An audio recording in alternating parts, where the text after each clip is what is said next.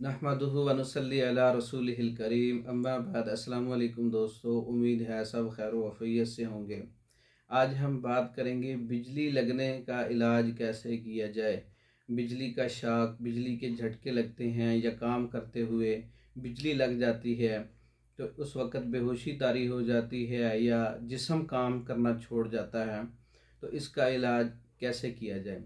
पहली बात तो ये है कि जब बिजली के झटके लगते हैं या शॉक लगते हैं, इसकी वजह से रगें बंद हो जाती हैं, खून खुश्क होता है या खून जल जाता है या खून गाढ़ा हो जाता है, रगें बंद हो जाती हैं, जिस वजह से पूरा जिस्म जो है वो काम नहीं करता।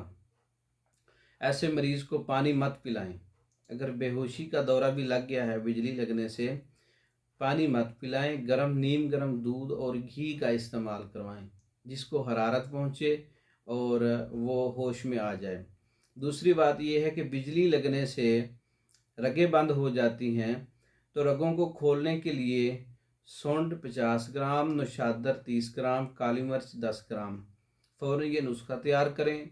और अगर मरीज़ होश के अंदर है तो ये नुस्खा उसको आप गर्म दूध के साथ जिसमें घी मिलाएं, वो थोड़ी थोड़ी देर से आप उसको पिलाएं। इंशाअल्लाह इसके पिलाने से, इस नुस्खे के इस्तेमाल करवाने से बंद रगें खुल जाएंगी, असाब सही तौर पे मुतहरक हो जाएंगे, बेहोशी का दौरा भी नहीं लगेगा और मरीज़ जो है वो अपनी सही हालत में होश व हवास में आ जाएगा।